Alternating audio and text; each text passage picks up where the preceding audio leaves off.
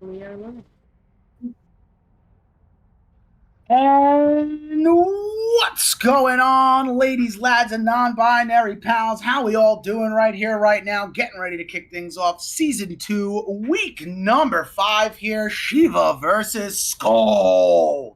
I know that the one, the only, Master Luthien has been waiting for the day that I grace the presence of Skull with my inner Viking presence, okay? I'm telling you, I'm feeling like we're coming straight out of Valhalla. Pack me the mead. I'm ready to go. Speaking of mead, if you're in need of 10 free meals and a lifetime supply at apps, make sure you punch in the code here at HelloFresh because tonight we get the ball rolling right. Shiva's been looking like a pretty strong team this season. You know, they've had their ups and downs. We are in week 5 now. This is the week where cohesion and synergy is normally built amongst teams, and Skull is definitely a team to play against tonight. They are a competitive group. They definitely didn't come here for just, hopes, dreams. They want this drive. They want to take this.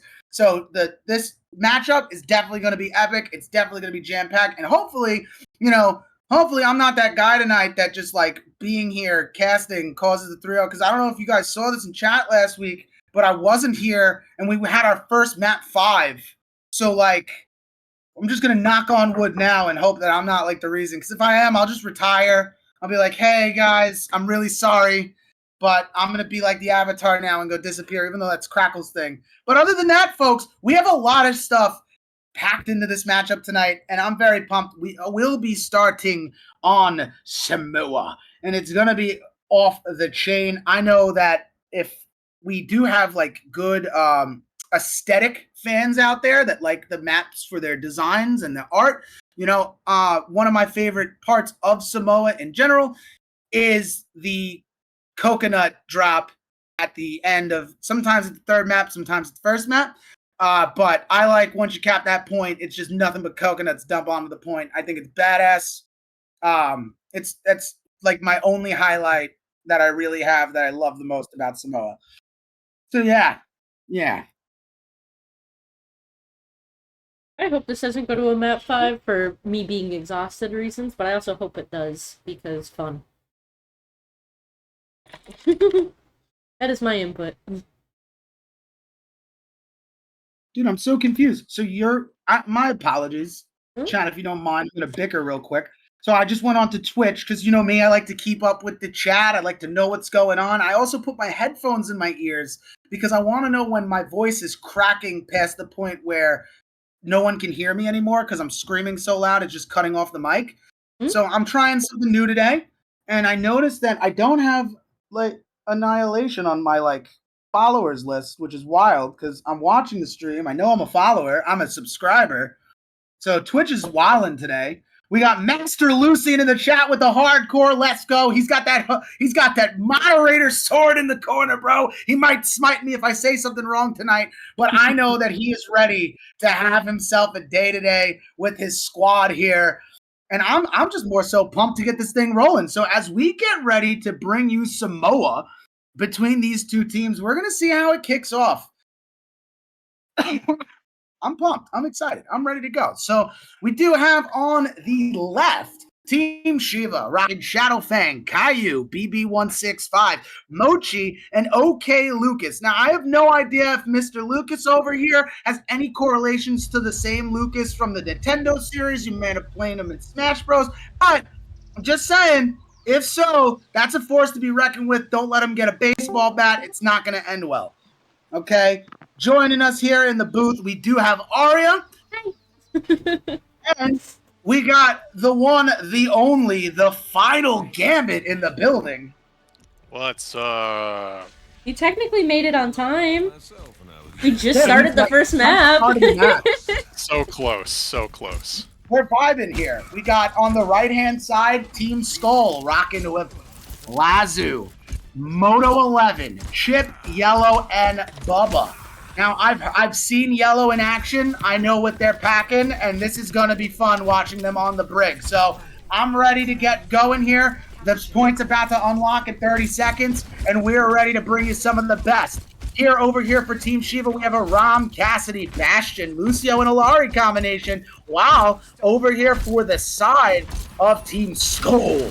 We got that Ram Cassidy Tracer, Brig and Ana. So 2 different comps coming into this, and this is really what's going to set the tone here for this match here, right? You got this Gatling gun coming from Bastion. You got the Golden Gloves flying early from Lads, getting ready to kick things off. The shield does go up. Haps to go into an early defense hurdle right here as the Golden Gloves now come out to the side of Shadow Tank. My San Francisco shock brother from another mother here as he gets slept here, but is backed by his entire team to stay into this fight. This is looking really intense. It could be what really makes it break this. I really like how both teams are holding. Gambit, what are you thinking, good sir? I don't even know if you're in the lobby. He's here. I got just joined the lobby. All right, cool. Yeah, I normally don't like, catching people off guard, but I don't know, Mr. Gambit. You use the arrow keys. In my opinion, you're like my friend now.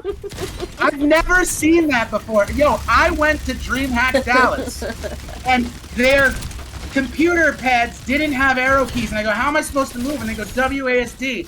And I'm like, what? That's crazy talk. Why would I use letters? There's arrow keys. I'm like, bro, we don't use arrow keys anymore. Seeing that really brought my hopes to life, knowing that, blood truly hasn't died. And now, we're just watching an epic fight here. So, while I was rambling, point does get taken by the side of Shiva here. And now Skull pulling out this Annihilation with that sleep dart, following with the steroid pill, getting everything ready to rock and roll here. This is Skull's turnaround. Clean sweep. Oh man, I started choking on my own saliva right there. That was crazy. Oh, bro. Oh man, talk about a clean sweep indeed. The brooms came out. They said you might have taken this point for 39%, but watch this. Those 2 old stop pop. They still have a lot in the tank too, right? We're gonna see a rally. We're gonna see a pulse bomb. We also got the high noon coming in, which those of you just joining us that don't know anything about season 11, Cassidy moves a lot faster now with his high noon. So the mobility factor of picking a Cassidy is a lot more effective now compared to prior seasons. Oh, that's really deep from their tank on the side of Shiva. He's lucky he didn't get killed there. Yeah, no, but with having a Lari backing you up, and Lucio able to speed you out, it really kind of did benefit there, but very risky procedure indeed if you're Shadow Fang. Paid off. They popped the Alariel right after to follow up on his damage when he was punching. Oh, so it looks like trading in and out here, though. Yeah, he is going to lose to the Tyson Fury of Team Skull here as Laz whips out that 1-2 buckle me, taking that bad boy. And this is going to be a quick point turnover, right? We did see Shadow Fang approach this objective. They took the objective, they fight. Now we get to see Skull take this point right back here and see where they hold him at. And it's going to be 66% to 43 and now climbing here for Skull. We do know that the Pulse Bomb's gone. They got to build some ult economies. They're coming up on that Annihilation again. As for the side of Shiva, they only have a high noon. So not really much to work with, but still plenty of time here in this match to really get the ball rolling. If they use the high noon with the Lucio, it's a little more dangerous than it used to be now after the changes in the last patch. Get some pretty sneaky stuff going on if you speed out your cast when he is towards the end of it. Oh, but didn't matter. It doesn't look like it matters at all as Laz, again, this guy, he holds the Golden Gloves. It might be the best boxer in the league. I don't know. I've seen so many grades from Mike Tyson, to the one, the only Floyd, but this Ramatra dude comes out of nowhere, packing a punch every time, goes through your shields like he's got Supreme Conqueror's hockey, just looking like a beast. Now we get to see this matchup yet again here. Shadow Fang has to go into defense early into this fight as he is just trying to punch to stay alive. He is dwindling in health, though. Goes down to Moto out here on this Pizzoid. 70% for Team Shiva, 99% for Skull. Skull halfway to that cap does eliminate Caillou.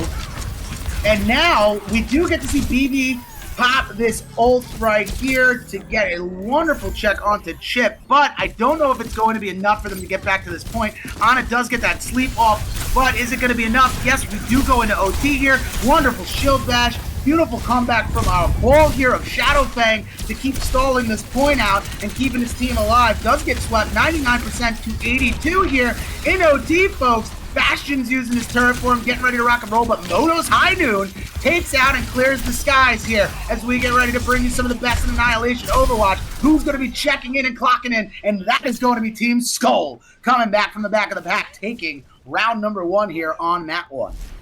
Can we get a switch on who is share screening to Pipes? Because my stream quality is not happy with me.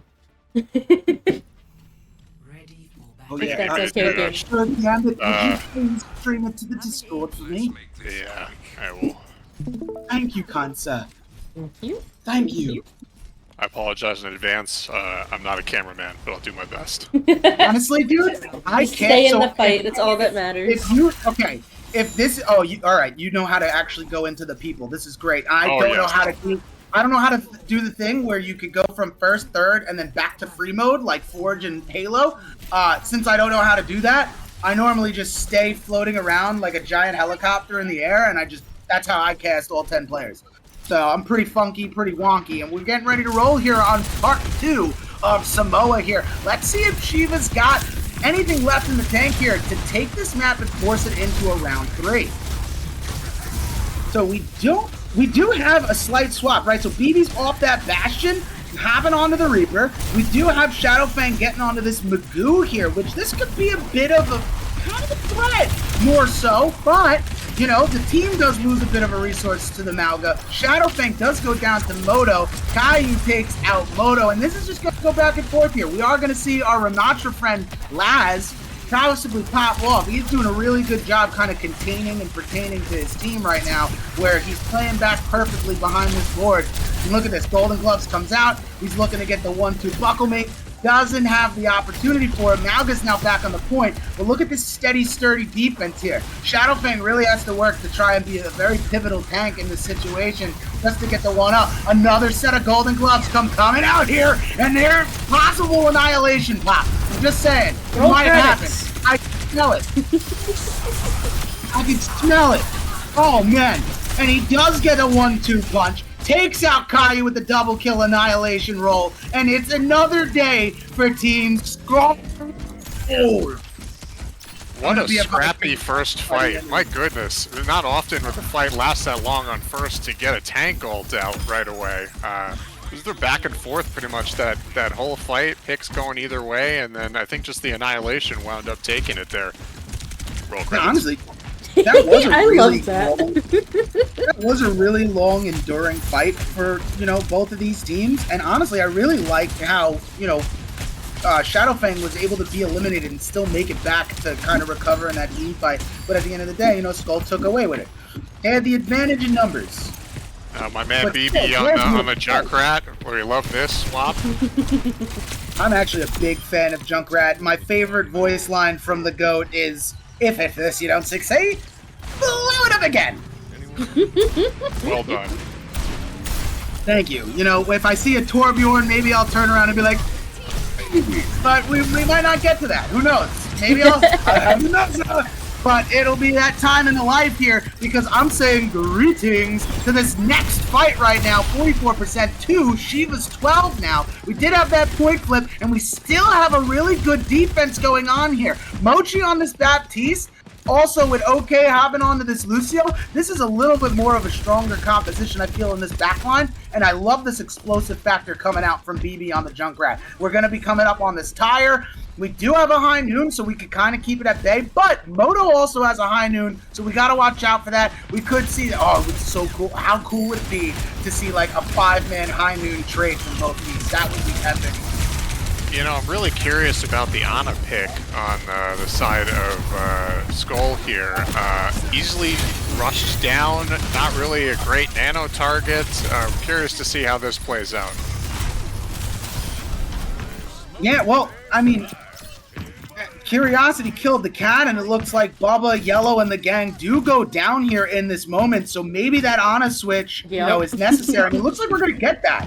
I don't know if they can hear you. Yeah, I don't know if they can hear you, but they do swap off to the bat, but making a quick decision, they do go Kiriko. Now, I actually, oh, they're swapping Sigma! Oh, yeah, bro! We are out here! Live Annihilation Overwatch, I'm telling you right now, this is a cop right here. So if the Pharah is the offsetting factor, this is going to be able to eliminate that Junkrat that's being locked by Shiva right now. Massive tire taking at the Kiriko, which does put him at a minor setback, but Kiriko having that ability to be able to teleport to their players you know, that is where this final fight is going to lie. As we get to 91% here to 41. Does Skull have it in them to turn this bad boy around? High Noon comes out now from Caillou. Does take out Yellow. Laz goes down to Shadow Fang. And in the final moments of this OT, it looks like Shiva's going to tie this one up here. And we're going to a round 3. Map number 1, tied up at 1.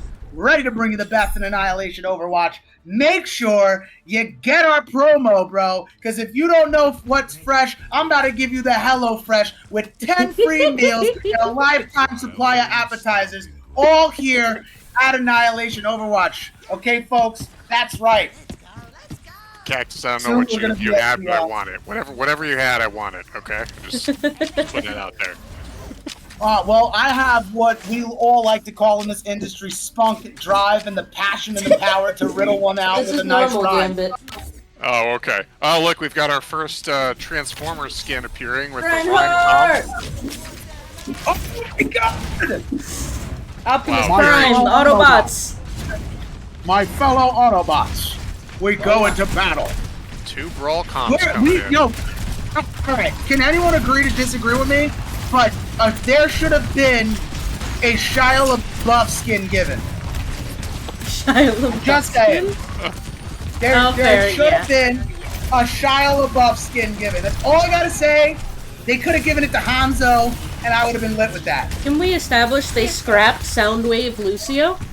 We were supposed to get a Lucio Transformer skin and we didn't get it. They nerfed our boy, Frog fans. They nerfed our boy. He's still very potent as far as a mobility factor, especially when you're Laz right now rocking that Optimus Rhine. Oh, that sounded so cool! The Optimus Rhine out here tonight live at Annihilation Overwatch. 15% here for the Zarya bubble of my homie Shadow Fang, fellow San Francisco Shock fan, as Team Shiva's got that 21% here. But Team Skull still looking early in the fray and definitely packing a punch here as Optimus Rhine gets onto this point, looking fine in that red, white, and blue. Absolutely incredible. They missed the flames, though. They should have put the flames on his chest. It would have looked like so like imagine him saying in like Optimus Prime's voice actor's voice, like I have another, but like sounds like Optimus. It's so cool. I want an Autobots rollout voice line, and I'm upset I didn't get one. Autobots rollout. I mean, that's about as good as we're gonna get right there. That's pretty much picture perfect. I gotta say that there's a key difference here. They're running 2 brawl comps, but the damage coming out from the Junkrat and the Cass versus the Mei and the Sim.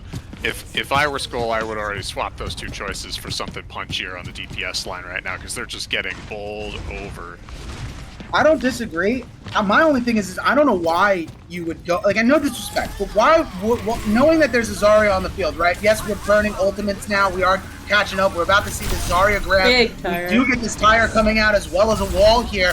Massive double kill from the side of Shiva here. And a big grab, too, to keep this play alive. There still is a beat, so do not count Shiva out here. Skull down some key players, and they just lost their tank in this fight.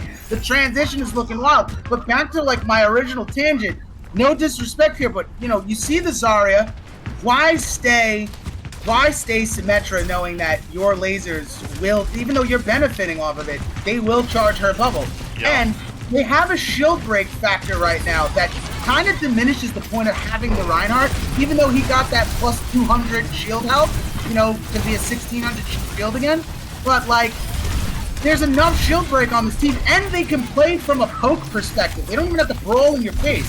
Baptiste can stay in the back line. Lucio just gets everybody out. They have a great motion here to strive, but really, you know, going up against this Optimus Ryan and company, the Zarya really shouldn't be that effective.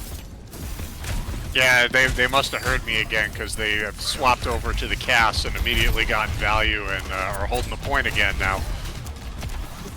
Yeah, I mean, listen, I don't know if you're the Gambit that's brothers with, like, that's friends with Wolverine's brother, but, like, you know, if you could do that kind of magic, I guarantee you're, like, instilling it in their head.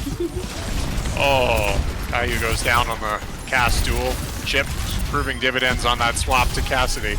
My goodness, what a blizzard as well. Ooh. Okay, and I don't know if I use that tire there. You know you would have used the tire there, Gambit, don't lie. You just would have killed me with it. Probably also. Honestly, that team fight right there, that could have been the hook, line, and sinker for Team Skull to get this dub here. But let's see if we have any final touch opportunities. Kaiju is on this point. We do have a high noon. The rest of Team Skull... He's gonna turn himself! Oh my god, the Reinhardt pick! This is huge! Overturned it! Oh! This is an overturn of a lifetime here if you are Team Skull. You get the point flip. 99 to 94 and counting. Maywall comes out. High Noon taking out Yellow. Big opportunity as Caillou takes out another one. BB's 1-6 taking out Chip. Really getting that chip off their shoulder right there as Team Shiva takes map number 1, and the series right now is 1-0. We are heading to Hollywood next, and our Annihilation play of the game goes to Lazuli on the Ramatra. This was an absolute murderous bunch. I knew this was going to be the play of the game. The Annihilation came out. The steroid pill was pumping. The energy was flowing through that vascularity of the muscles of Ramatra, just throwing nothing but haymakers to the team of Shiva.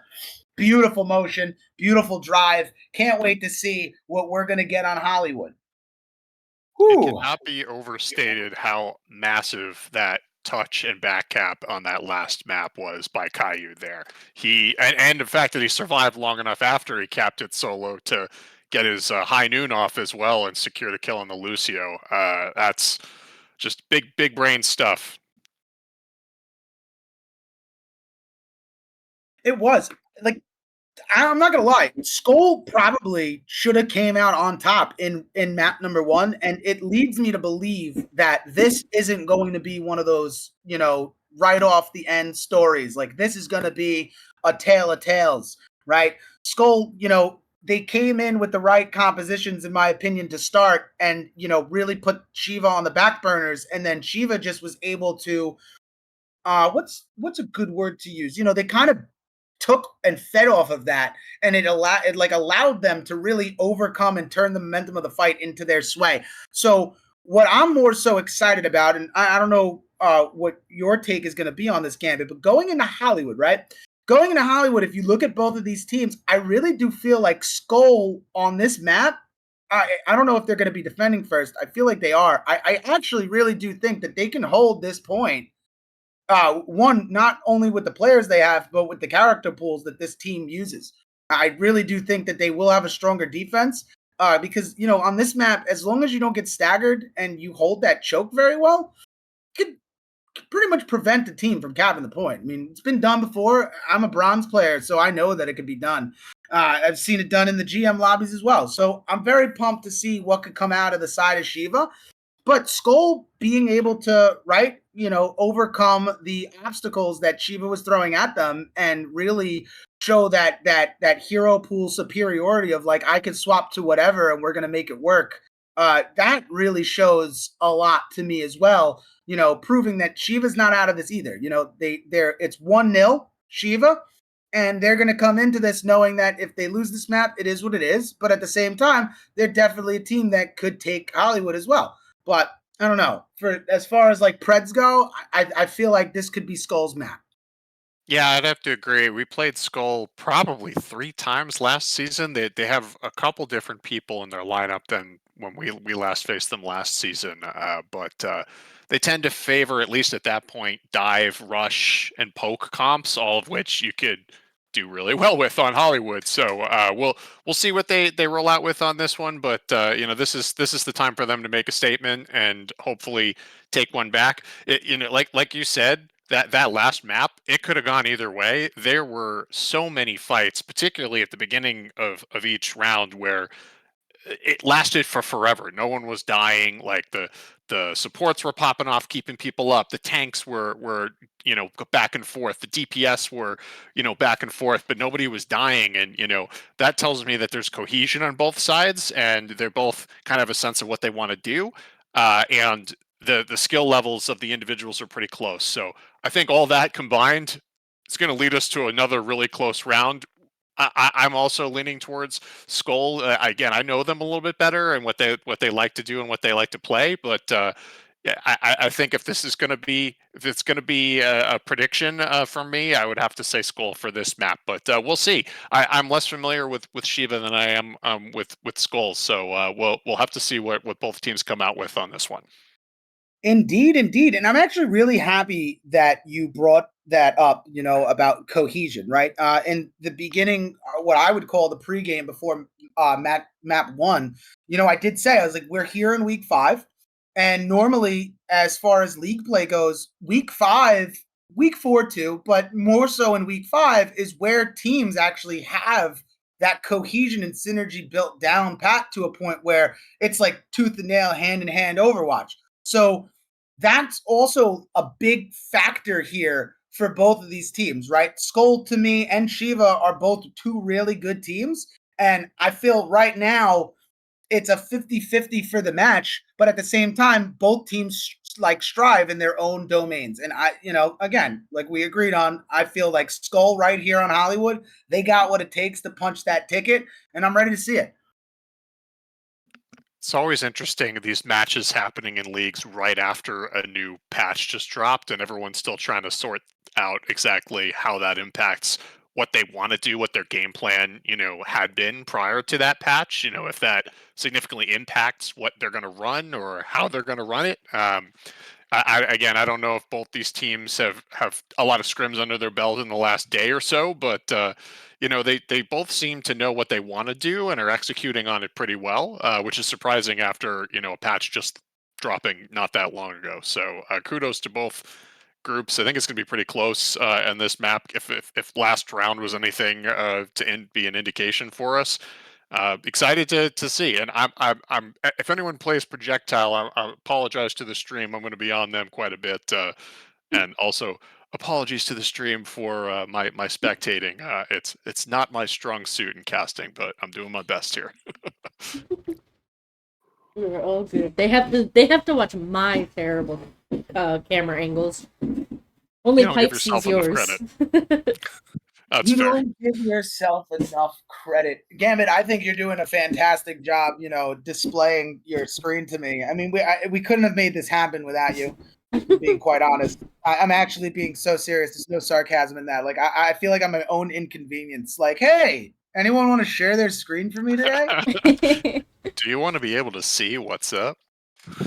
So, 2 things before we go into this map. Pipes, if you didn't know our inside joke, whenever somebody plays Ram, every time we say Ram's ult, we always say roll credits because of the joke that's like, they said the title of the movie, roll credits. Oh! And it's the name of the league, so every time we say Annihilation, we say roll credits. Roll credits. And you know what? What a better way to roll the credits than here on Hollywood. That's right. Excellent. We're at the movie sets. We are live. We're ready to go. We 10, got 10. No Shiva notes. on the right. We got Skull on the left. Everything's kicking off. Me and Gambit are in here popping off like Papa Doc, jotting off I was about to say pipes. Jotting off points, getting everything ready to roll here. And it does look like we're going to see that dive comp that Gambit was talking about that could come out of the side of Skull. And this is actually something that I wanted to touch on before we start. Yes, this is actually the perfect way to bring this up. So, on the right, we do have Shadowfang rocking the Winton, right? Caillou on the Genji, Virgil on the Tracer, Mochi on the Mercy, Lucas on the Alari. And over on the side of the left here for Skull, we got Lazuli on the Diva, right?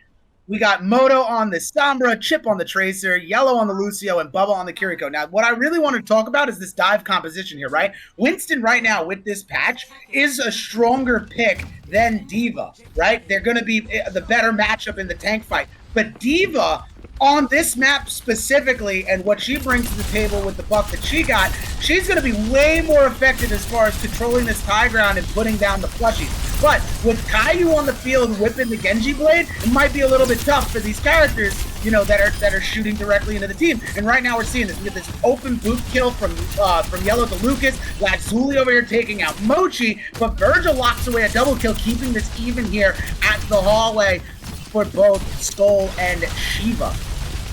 Yeah, an immediate swap from the Zen on the side of Shiva, realizing that there were basically 2 dive comps facing each other, and he ain't gonna get no value there. Overall, Diva is a counter to Monkey, so tanks alone, she just has the advantage. But if their Tracer continues to get picks like that, they are going to have the ultimate advantage over the other team. Well, I would like to add that we had an initial shield buff in Season 11, which is why the Winton is the superior pick here. And as I talk about superiority, my brother over there of the San Francisco Shadowfangs has just taken my point. Wait, Why do you call day. him that? I gotta know. What? we just got Mark Hamill as the Joker casting for us, apparently. Oh, dude, let's put a smile on this game, okay? You know what my dad used to tell me? That Torbjorn's ready to work at all points of time of the day. And it's always going to be a good day here at the HelloFresh Olympics. Getting ready to bring things off here. Now that we are in the U.S. territory of Hollywood, we can spam HelloFresh Olympics left and right, okay? 10 free meals, lifetime supply of appetizers. And speaking of appetizers, Shadowfang is just eating away at these plushies. He does go down here to Diva, but did get that big pick onto the Tracer before going away. And now we get to see what happens here on the second point of this defense with 4:20 left on the Klizak here. Skoll looking pretty good. I ain't gonna lie. Skoll's looking very sturdy. It's not something that like I'd throw like a complaint about, but we do have this Torbjorn factor, right? And what I'm trying to figure out here is we do have Genji, massive deflect ability, but we also have the Winston presence. So I want to see really where the leverage comes in with Moto swapping onto this Torbjorn. Yeah, I get the thought process, right? They're running dive, so Torb can help with the anti-dive, but the rest of his team's comp does not really... That's not what they want to be doing, right? They want to be kind of diving and rushing with each other, getting into the back line. So it'd be interesting to see how this plays out. Well, there we go with the Tracer. We're seeing how it plays out. Yeah, we already have this Primal Rage getting activated by Shadowfang after this Diva Bomb was tossed out by Lazuli. It didn't pick anybody off, but Primal Rage does get Torbjorn. You know, you build them up, you break them down, and that's just how you do it here at Annihilation Overwatch. So now we get to see Team Shiva in action here as they roll in deep with 3 kills here, and they're still pushing this point. With only 3:12 left on the clock here, they are making great time and beautiful execution of this point. And this just really comes down to the hero picks from the side of Skoll now, right? Laz swapping off of the Diva, going into the Winston. So we're going to see a little bit more of effectiveness onto this Genji, who is popping the blade. We do have Yellow dropping the beat, and things are getting wild and hectic, okay, out here right now. On That's a lot of ults. What? They used every ult in the game, except And nothing Brig. died. It was the calamity.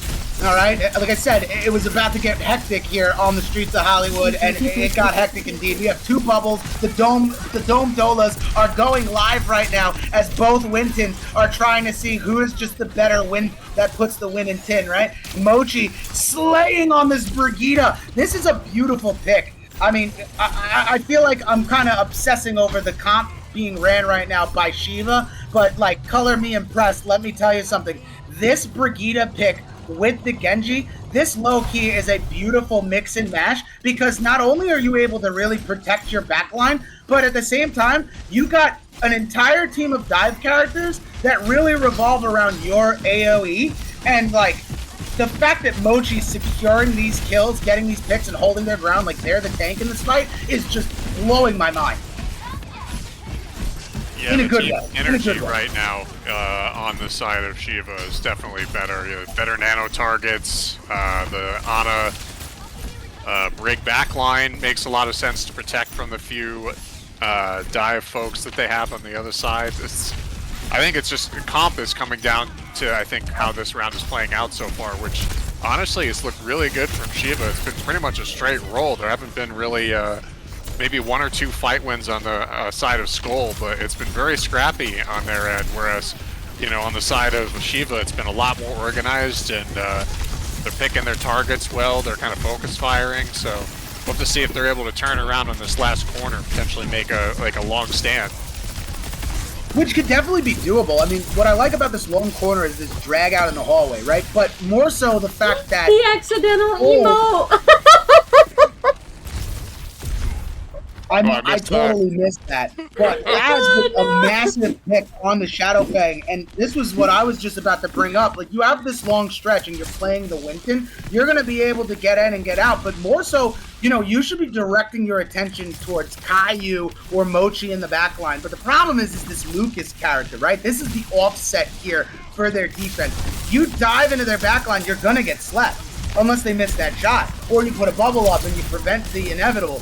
But, you know, I can see Skoll turning this around here in this final stretch, but looking to get that back cap opportunity, but nope, just dives off of it, so I'm not going to see any back cap here, but the full team is rolling in. We do have a Tracer Pulse Bomb, only going to be able to get hit markers with a little triple damage, and not really enough if you are Team Skoll here, as Shiva gets another pick, taking out Laz here. Oh, that's that Ana, I told you. You got the back line, you might have to chase her. And here comes the Doormat. Acid Blade coming out from Caillou now, just trying to get these hits in. Double kill. We get Moda. Oh, wait, how did Caillou deflected? He deflected. Wow. There's nothing he can't do. He is Caillou. I almost started singing the song. Well, I grew up in a different time period than most of y'all. Okay, Caillou. Actually, Gambit's older than you. I actually understand that reference. Gambit's got both of us.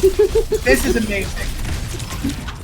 We've got the boomer I really casting am booth here right with the now. final Gambit. This is fantastic. 48 seconds left on the clock. Skoll is making a hold of holds here. Caillou is putting on an absolute show. The dude literally just completely said no to the laws of physics, said stop this space and time BS.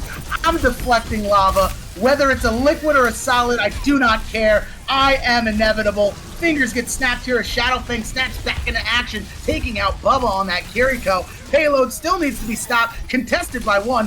Virgil taking out Moto, and now it's looking like what does Skoll need to do to survive here? And with only the Tracer here going up against this Winton, gonna have to use all your resources to stay alive. Pulse Bomb does come out here for the side of Virgil, but it's not gonna be enough. And Shiva finishes with flying colors with 9 seconds left on the clock here. 9.6 to be exact, folks. 9.6. It's We called it, man. I mean, they really held that last corner after getting rolled for most of the map there. They really kind of made a stand. The rolling only happened because of the composition that they decided to run, right? Like they're a strong team, but you're going up against a full this is like where the unorthodox comes into play, right? Normally in situations like this, and this is where it goes back to that conversation you mentioned on, you know, I love how these teams like play this week in the league while adjusting to the new patch notes. It's like most teams, when adjusting, they want to still stick to their comfort picks. And as long as you can play those comfort picks really well, you know, you shouldn't have an issue. But in this situation here, I don't know really what Skoll's comfort picks are, but, you know, going Torbjorn in that situation when they had a Genji, you know, the Sim would have been, or the Mei would have been a fantastic pick to go up against this matchup on defense. You know, you would have been able to apply more of that beam action that most of these characters can't really combat against. So I'm definitely ready to see this offensive drive of Skoll, right? They now have a Reaper. You know, Chip's still sticking to the respected Tracer. Yellow is now on the Brig, and Bubba is going Ana. So they are, you know, matching this equivalence here of the mirror comp. The difference here is going to be this teleporting Reaper and the mobile factor of the flash-nated Caillou, who is not on Genji. Caillou's dropping back to the grass, which is beautiful for defense. But, you know what they say, if it ain't broke, don't fix it. They are adapting. They are, and Moto getting a big pick on the Virgil, Caillou taking out Laz. So Caillou's still looking strong no matter whether it's the Genji pick or the cast pick. Still looking very good. Maybe they swapped off the Genji assuming that the Winston was coming. It was like, yo, we took that one, but like, let me play poke now, you know, instead of the character that could get diffed by a Winston. So not to interrupt, but my favorite thing in chat was Wiley going, "Man, fuck Caillou, that piece of shit." Oh shit! All I know is Wait, can I curse on this cast? Is that what happened? Oh, sweet. I mean, Excellent. Wiley As just much did as it, you so. want. Like Wiley a few moments ago, I was waiting for the perfect point to kind of like chime this in. Maybe I was waiting for like Gambit to go on like a rant, like with a roll on something, and I was just be like, hell yeah, Arrow Key Mafia. Like that's gonna become a hashtag from now on. I'm gonna permanently like coin that. Additionally, speaking of Wily, when you guys play, we've coined the phrase "No Wily, no win." Yes. Key Mafia is coming alive with that Wily win factor, and I mean we're not even. I don't even know where we're at right now. We're watching Moto just get on this Reaper and absolutely doing what is needed to be done to eat away at the health of Shadowfang to give this team the resilience factor to come back into this fight here. 2 minutes 11 seconds, and it does look like we might be getting this point. Nano Brig. A massive nano brig in the final moments, popping the rally, and Mochi does go down. So, not really much you can do here if you're Shiva. You know, you do have your Tracer on point. As I say that, Chip takes out Virgil, and Mr. Hawkins gets sent back to the respawn. That is a Virgil massive win for Skol. They have 4 ults. They didn't even have to use an ult to win that first point, which is pretty crazy. The Reaper's an amazing choice. They did initiate it with Primal Rage. I'm not going to say that they used their ult to take the point, but they did initiate that team fight very well by creating that offset and giving the team of Shiva here a little bit of a tough time of being thrown around into different positions and trying to regroup. So definitely causing a massive stagger. Oh, what a blossom! So it does seem that Moto is going to be using his Death Blossom here, getting a massive pick indeed. Sweet 4K for Moto. I've not seen him play a lot of Reaper. I believe when we faced these guys last season, he played a lot of other projectile heroes, but he's a made it count there. Sombra Soldier Reaper player, if I remember correctly. Primarily, he used to be on Cattle. Oh, really? He ran the rat against us, which was a fun challenge. A lot of rat tools for us. I like seeing Junkrat's relevant in Overwatch. You know, sometimes he's good, sometimes they take a lot of things away from him that make him, you know, really well. And other than that, the players that end up mainly sticking to the rat is what like brings out the best in Overwatch to me. You know, how they're able to articulate and move around in these situations. We're gonna get along just fine, Cactus. keep talking about my boy. We love Junkrat. You like Junkrat? You're a fellow Junkratter? I am indeed. I love that. Do you also dabble in the arts of loving Australia? I do, in fact, love Australia. Well then, you know what we have to do, Gambit. Aussie, Aussie, Aussie! Oh my god. Hey. Absolutely making an incredible motion. Dude will come back here from the side of Pink Shiva. With 343 on the quizzing. I'm telling you, you brought it out on me now. It's coming down. It's all here. We're doing it live. Rano's gonna turn around and he's gonna be like, yo, when did you guys get the Aussie?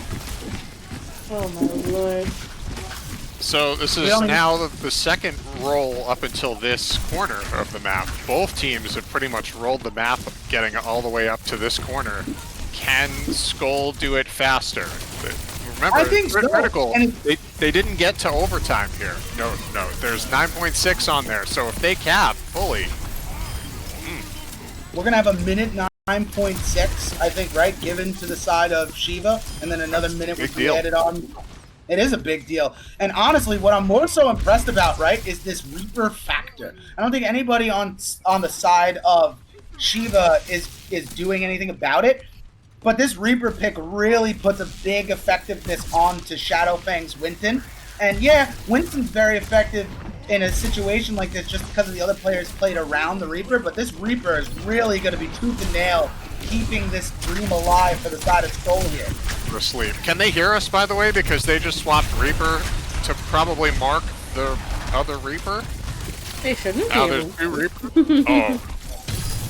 Dude, I mean, who knows? Maybe somebody has like a crystal ball and they watch this game on stream like 24 hours prior. Like, they're going to go Reaper. And in this moment, we have to swap. And the team's like, no, Caillou, they're not going to do that. And then all of a sudden it happens. And it's like, Caillou was right. He saw the future.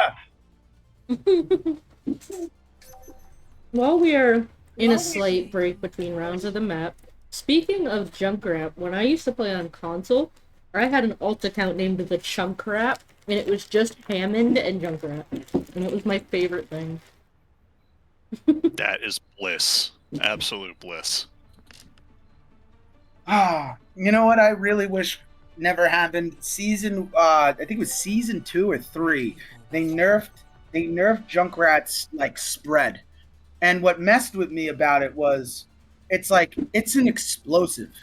It's supposed to have spread. Like you just made it so that we have to throw our C4s directly at the person so they could still bitch about us killing them with a C4. But like instead of it happening from like 5 meters off to the left, like it's now on their ass, like like right on right, you know?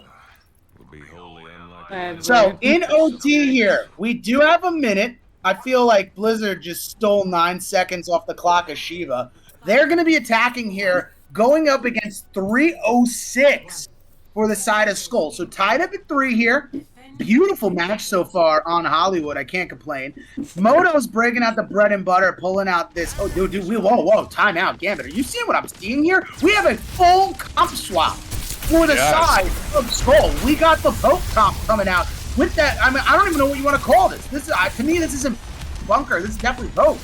Like, this might be Bunker. I don't even know at this point. There's a Brig in the factor. There's a Bastion into the mix. We got a Sigma who's a Creation. Are doing more damage. That's right, folks. Sigma is the Sigma, literally, of the tank. I don't know, connoisseurs of tank, come to life in the chat right now, okay? Hi, that's me. What a strange swap. They immediately swapped on the offensive side there to a Poe comp as well. Oh, another early pick from Lazuli. Oh, dude, and what a pick indeed. Able to take out Caillou, which, honestly, Caillou could be the effective factor, the variable of this match right now, being that he is on his Genji, and now with the shield provided. I feel as if we need to see... Oh, that we're not going to see. That's the end of round 3. What I was hoping to see there was more so of a collective regroup with that Sigma pick, to where, you know, you dive into the back line, staying away from the Sigma, and, like, you know, beneficially taking out each member of Skoll. Because, honestly, Genji's a really good pick to have right now. And no matter what the counter is, Genji can be effective as long as you're diving the proper parties, right? You know, this even goes hand in hand with Winston. You can have every Winston counter on the field, and Winston could still be effective depending on how you play the character. So, to see Caillou go back to that Genji and, you know, get eliminated by the Sigma right away, if they had a collective regroup going into that fight, full 5-5, I felt as if a lot of good things could have prospered from it. You know, you get that one dude to anchor down on the point, and you just let Caillou go to town, taking everybody out in the outskirts. Yeah, hard to argue that. Really interesting, by the way. It looks like the Skoll is going to roll out with that essentially the same comp they bunkered on defense on offense. Oh, yeah, they want this stout 1-2-3 turnaround right here. All they have to do is get a tick, right? Yeah. It looks like, yeah. And if they don't get a tick, oh my God. Chat, we might see our first draw of the season here if Shiva holds down Skoll, okay? This could be crazy. This is all for the money. All right, 2 for the show and 3 to get ready and 4 to go as we do see everything kicking off jam-packed. Shield does go down, shield goes out. Everything is just getting kerfluffled into the mix here as both of these teams are battling it out for supremacy. So immediately rushing this high ground, we do have Team Skoll taking charge at large here, removing Shadowframe from his position on the high ground, but Shadowframe didn't go down, so still at full strength here. We do have Team Shiva battling it out against Team Skoll. This Bastion could really be the nail in the coffin for this, but Virgil and Caillou making waves here, taking out that immortality field. Caillou getting rid of Sigma, so now no tank, only the break here, and this is where that high ground turnaround comes in. Shadowfang and Mochi able to take out Bastion as well as Yellow here. Bubba goes down to Virgil, and this is looking like a very stout hold so far for Team Shiva. Minute 58 left on the clock here to go in OT. Only 1 tick is needed. And that 1 tick is all we need as you sign up for our HelloFresh deal with 10 free meals and a limited lifetime supply of appetizers. But what's really appetizing is this competition that's coming down to the wire here, 3-3 with 1:40 left to go here. No swaps made at all yet in this portion of the match. We do have this epic Sojourn pick, though, that I'm going to be complimenting Virgil about at the end of this round.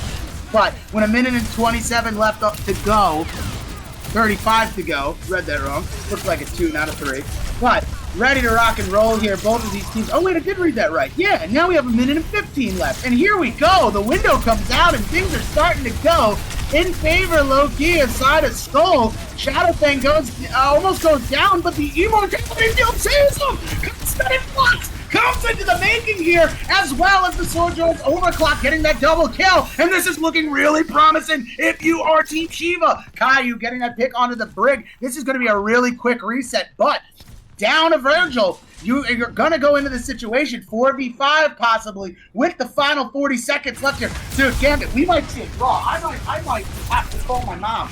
and if this is the first draw, honestly, the person we have to thank for that is OK Lucas. His grenades have been absolutely nuts. He's gotten the whole team 3 times. Ooh. Oh my goodness.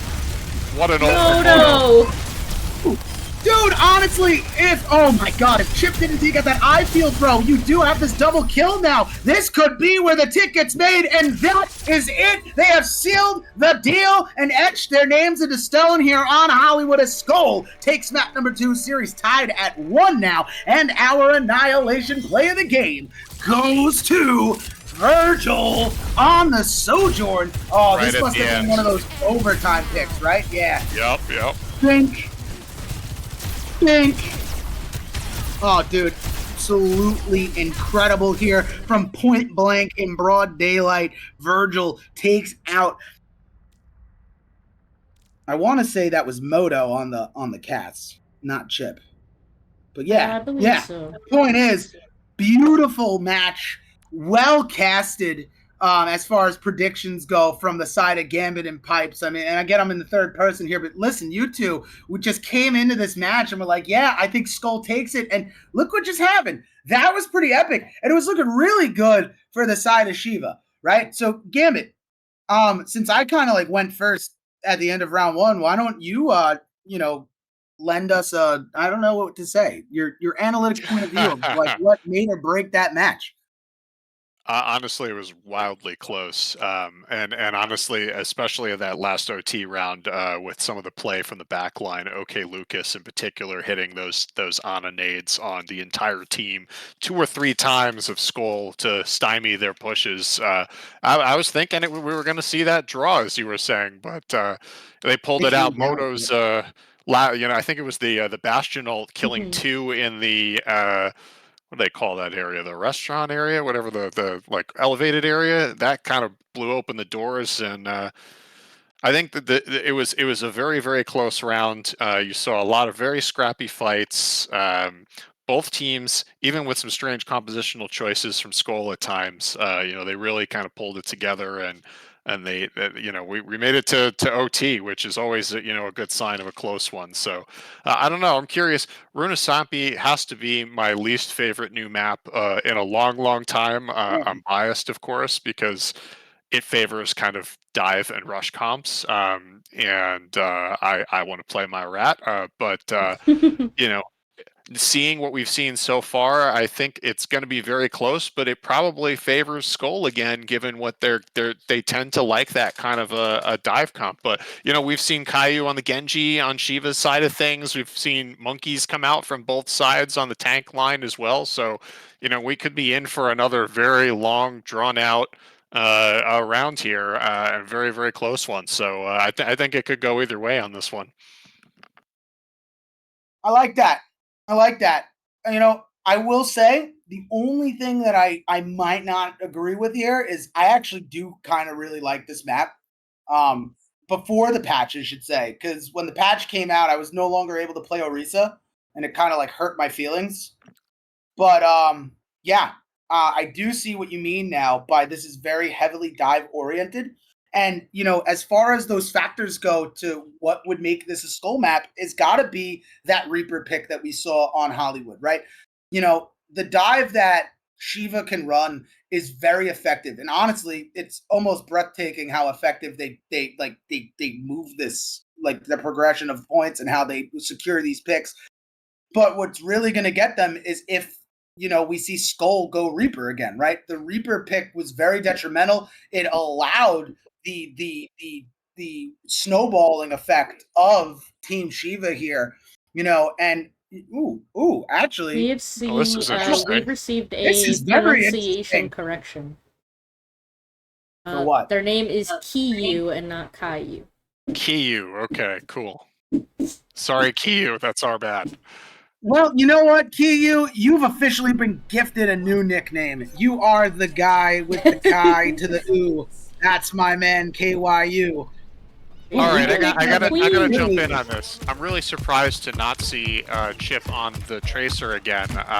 This is a map where Tracer can just run away with it in your backline. There's so many flank routes, so many places you can go to get behind the enemy team. Like, I'm really surprised to not see that coming from Skoll on this map, but we'll see how it plays out, I guess. Oh, Ryan already low on the side of Shiva. The rush was not fast enough. We actually might see the Tracer swap. We may see the Tracer swap, right? The Chip could have went Cass specifically for, like, the poke factor, right? Now, granted, yeah, Tracer would be more effective with the Junker Queen, right? You got that shout, speed, mobility, everything is here for the rush comp that's being ran by Skull. But what I like about this Cass pick is it's more of like a precautionary. Like, if it doesn't work, I can swap over to Tracer, but other than that, I can be very effective here taking out the Zap, as well as the Lucio and the other Cassidy. That is entirely fair. This poor Ryan on the side of Shiva just getting absolutely ganged up on. Oof. Nothing you could have done the there. turnaround for Lazuli, honestly, you went down early to the Reinhardt and then you come barreling back from the spawn, getting an insta double kill pickup here. Team Skull looking like they're going to take this point for the first time. By the way, Gambit, this is the first time that we're going to be doing this. Welcome to the Timmy Games, folks. That's right, TS1 doesn't just stand for nothing but fun. It stands for Timmy scratches one cheek at a time, and it only happens when one of these two great teams bring this point to the halfway mark. We're talking forward spawn, butt scratches all day and night. The stream's gonna get live. Put your money on. We got our overs and unders. I got Crackle in the chat. He knows what's going down with Timmy Watch, and it's time to see these guys on run. How do you pronounce this map? Runasapi. Runasapi. Yeah. Also, Look at that. to Max fully the pulse bomb by confirm after Virgil. discussion in chat, it's just Q. Like a Q. Yeah. I'm So reading Q. the chat. Q. I am not. I have it side by side with me right now, and like now that it's like Q, but you say it forward, it's like Q and Look at the little Tracer What a just crouching around. duty. yo, oh my god, That's I'm cute. saying that as soon as I see this high noon get popped, it came Cutie patootie. you down from Chip, trying to get that chip off the shoulder here, coming into this with Team Skull, looking to get a power pack shot here, but Moto able to get this double kill, improvising on the fly for that high noon factor. It really didn't go their way, but Q still has a high noon, and I am ready to see it activated here. I'm I have been waiting to be for hella effective. the Lucio speed on the Cass ultimate for 2 maps now. We finally got it there. Watch a Spectrum match. We do it every time. Oh snap! We suck at it, but we try. 50% of the time, it works every time. Arya's team watching the stream. Is that how you really feel? My boyfriend's the Lucio. I can make fun of him. I love it. I love Here it. it is. We get the speed on the Cass.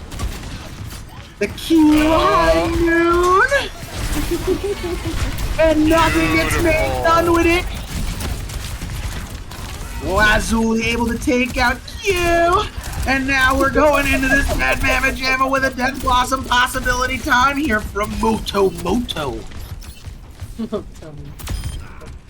When I automatically thought of the hippopotamus from Madagascar when when I saw Moto 11. I was like, yeah, we're not calling this guy Motorola today. We are rolling into this bad boy as Moto, ready to bring you nothing but savagery here on this Reaper with the Death Blossom holding it down. The one ult economy in the chamber that honestly could really overturn this match for Team Skull here. So 61.72 meterage now in favor of Team Shiva as we do get Timmy close to his butt scratch mark, pushing this lovely point here. Waiting to see just what happens here as we do get the shout now from Laz. Big immortality field is out. Window comes out as well from Mochi. Bunny looking to do some things here with that, but still got to watch out for this Death Blossom that's coming in now in the power pack. Taste of these bullets to your face. Big pick onto Bunny. Mochi and BB Virgil able to take out the 3 and Q. Just eliminating Moto. I really like saying his name like that now. I realize. Like, LOL. Yo, Ryan said cutie pie. That's great. What are you gonna do? You gotta press Q. Yes. You're not allowed to make that joke. You don't even come close to pressing Q. Oh, you're right. That's true. He has arrow keys, okay? He doesn't need to press Q. He has arrow keys. The best part is my ult isn't on Q either. What? Spacebar gang, rise up. My ult is on shift. When I first touched a PC, the only button I knew to use properly was Q because of Diva. Pressing Q! The only thing embedded in my head from April Fools actually taught me something. And speaking of teaching something, it does look like Timmy is being taught how to run back and forth here in this lovely matchup of Tug of War. Heels are coming out now with a shout from the side of Lazuli as he tries to get this execution, but Fire Strike comes in, Virgil does get 2, and back to the drawing board here now for the side of Skull. You know, I said it at the beginning of the map, I'm standing by it. I think the difference maker so far has been the Tracer on the side of Shiva. Virgil has been multiple times, if he's not getting 2 or 3 kills a fight, he's keeping them occupied in the backline for long enough where his team is able to win. So far that seems like the difference maker here. It really is. You weren't wrong. You know, you definitely said it. Like, oh, why isn't Chip running the respectable Tracer here? Like, played it for the past 2 matches, and now is here on this cast. Maybe we'll get the swap. I would love to see Chip swap, and maybe Skull just turns it around here. But, you know, if Skull, you know, were to go down, this could turn around to, like, just the heroes you picked, you know? Yeah, at the end of the day, it could just be a comp diff. Look how close it is right now, even with that factor, right? They're still scrapping out these fights with the Cass and the Reaper. The Reaper is getting a lot of value again from Moto. Honestly, this Reaper pick is, like, very astonishing for me. Like, it's kind of like very risky going into these little situations, but they're pulling out with such big numbers here. And look at this. This could be a pick onto the Reinhardt. They just got to rush them right, and it's game over. They do have another Death Blossom, too. Like, honestly, Moto is, like, really looking good here as they get ready to get this forward spawn advantage going now for the side of Skull, who's going to be getting their Timmy butt scratches. And Shweeby. Oh, there's the Death Blossom! Does it come up big? Lab's getting 2. Death Blossom getting...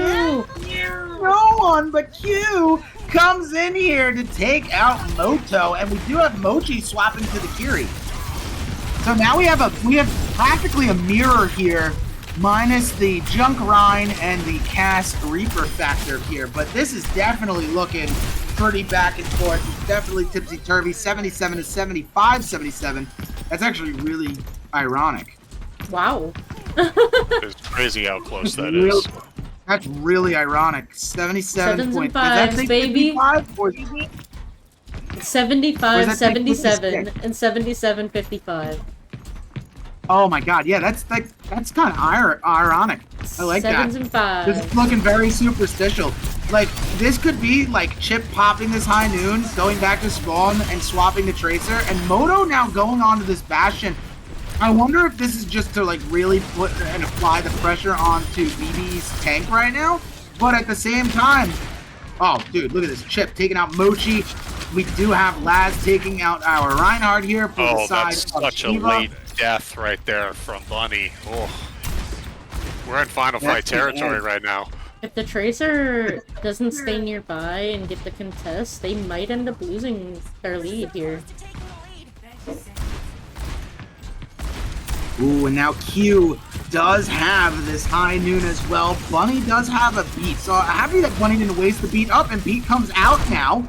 And Moto does take out Q, Bunny, so very not very cash money, but Q able to make up for that with a fat triple kill. Oh my god.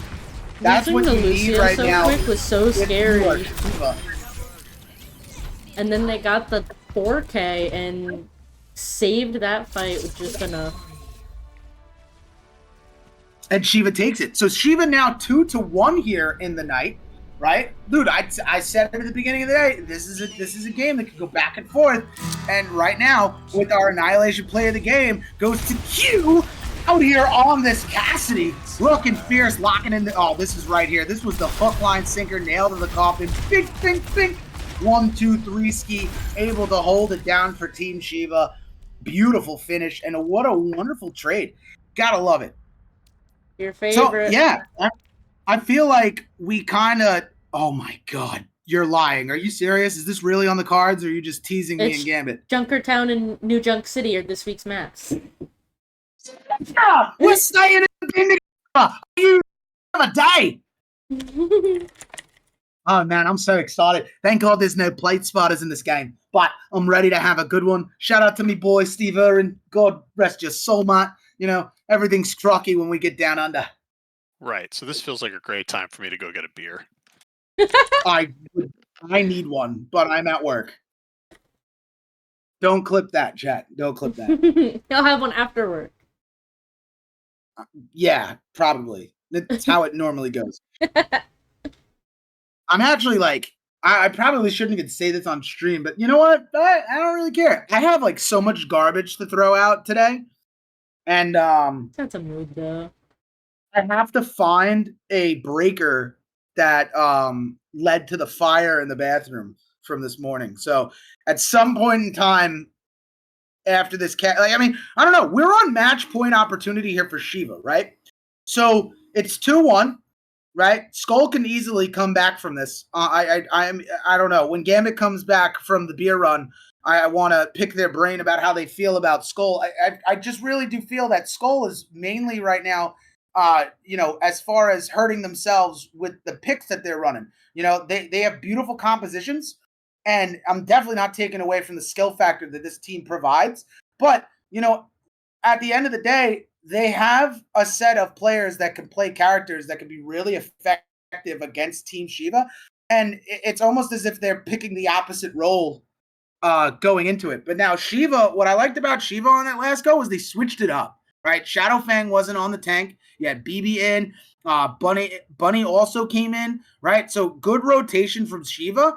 And honestly, I think the rotation is what they needed, right? You come off of the 1L. Why not? Get the bad juju out. You want a breather? Let's take a breather. We got bodies, right? They're going to be playing their consistent 5. We have enough to swap. So let's make those changes. They made those changes. It was very effective to the map. So maybe these players from SHIVA right now are more map-oriented around Junkertown. And, this is where we could see them make it or break it, right? This could be match point for SHIVA, and we all go home smiling, right? Or Skoll could turn around and make it the caster's night of our lives as we go into a game 5. So I'm pretty excited because I've been kind of left questioning a lot of things in reality with how both of these teams have been running their comps on these maps. Me and Gambit talk about like what hero pools we're going to see as far as comp wise. And both of these teams pull out something completely different. And it's the way that they make it work is just what's astonishing and amazing. That's what Overwatch is about. Being able to play a set of characters that don't even belong playing on a map and making it work. I love seeing that. So definitely something that I want to see from Skoll is how they're going to turn the series into a 2-2 and send this into a map 5, right? Or let's see how SHIVA closes this one out. Because either way, right now, I'm happy with both teams' performances on the night. to be honest with you, if you had to ask me if the game ended right now, if you had to ask me who deserves like MVP or an honorable mention, I wouldn't even know who to pick. Like Oh, me I've seen neither. so many big key factors from each player that's really entered this match tonight.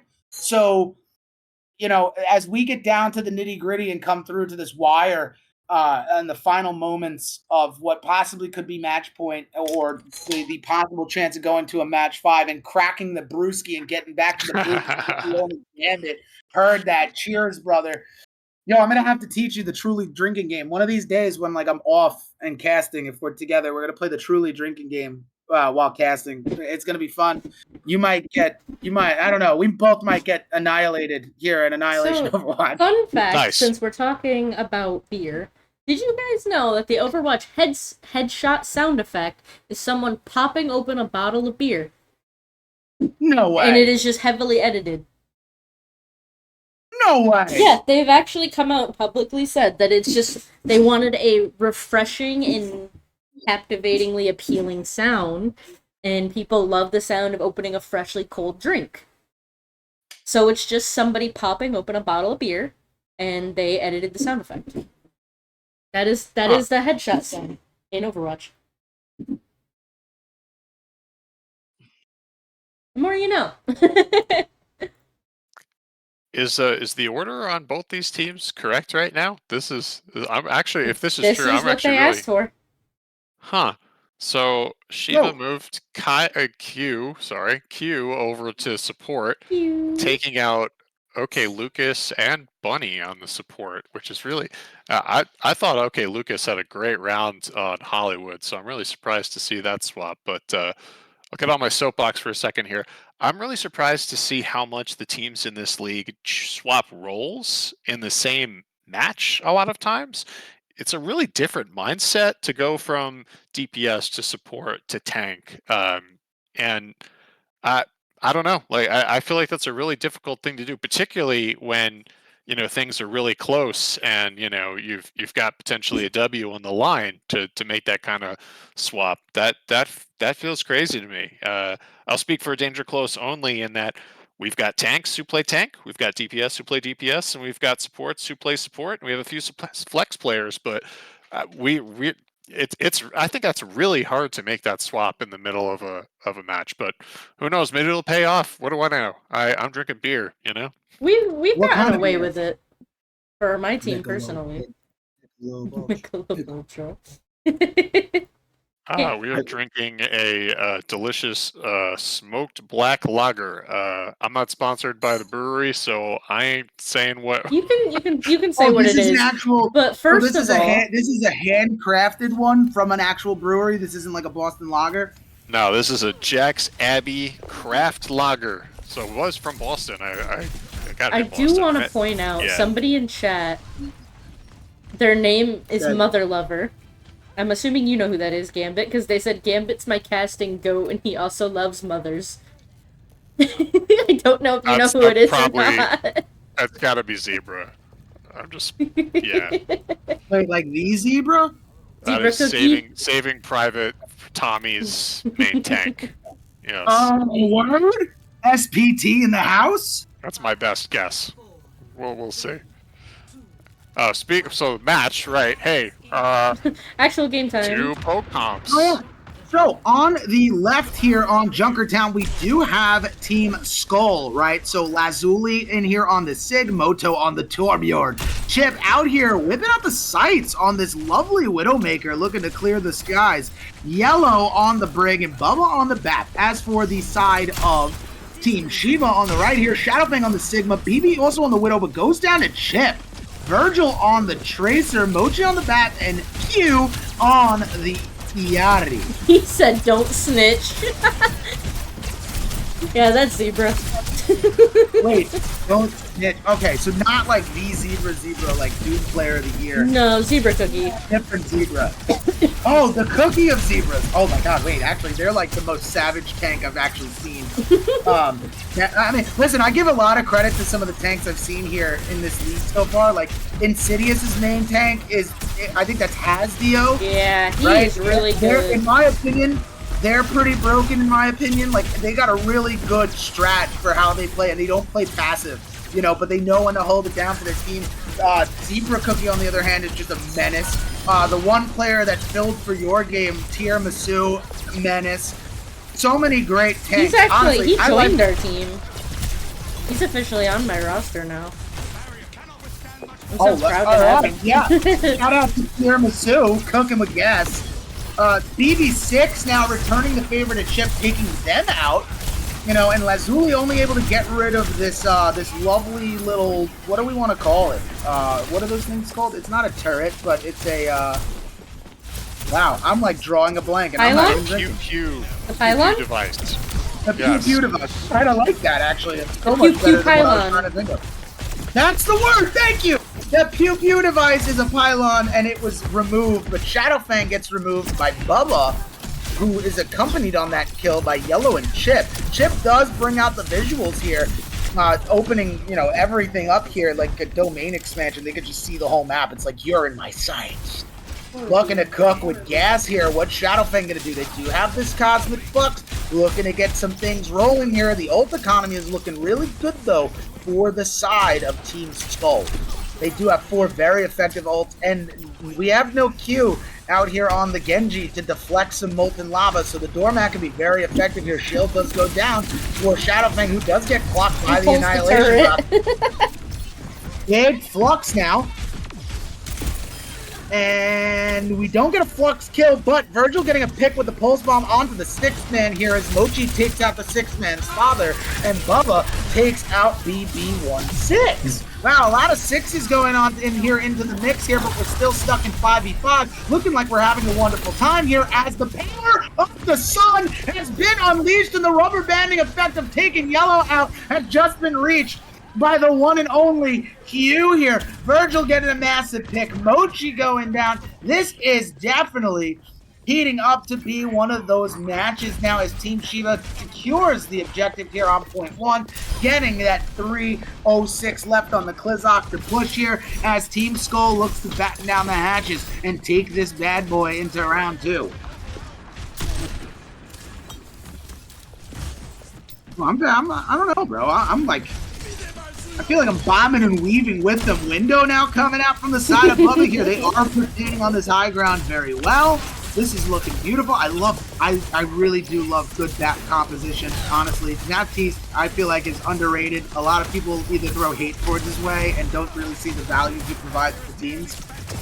And, you know, and right now, being that you need to play from a distance and impact damage, this is a really good pick for the side of Skull. So, beautiful healing factor. We do have that turret getting set up now. My babies are in line.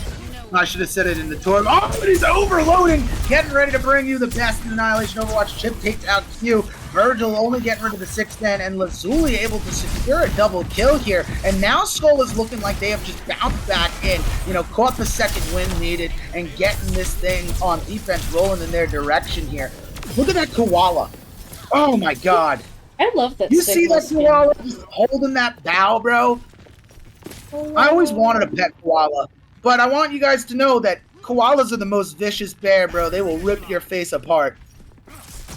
Unless you're Steve Irwin, then koalas love you.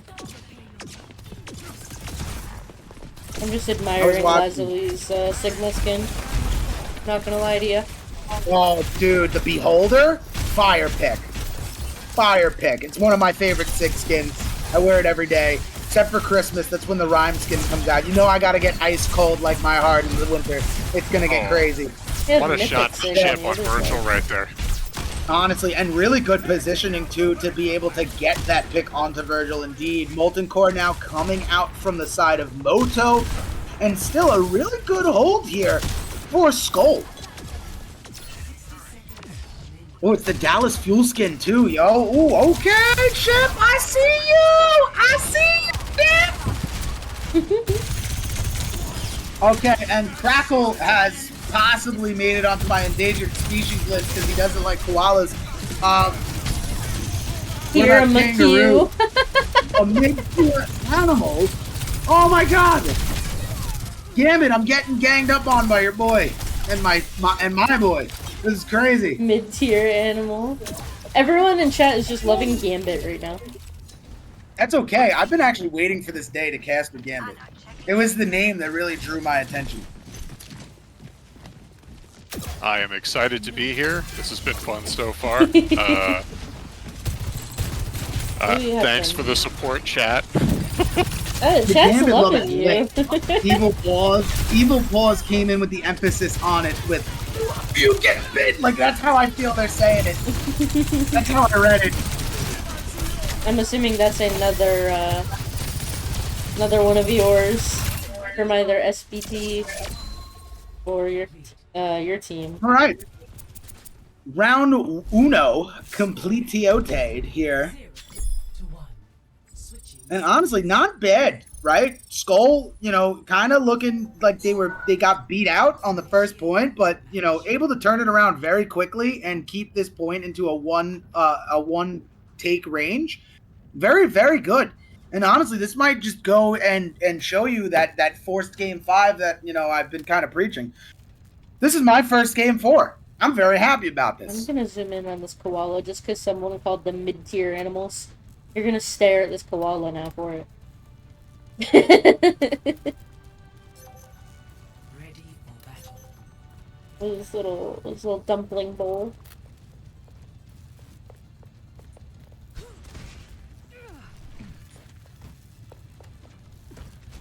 Oh, the koala has earrings. That's cute.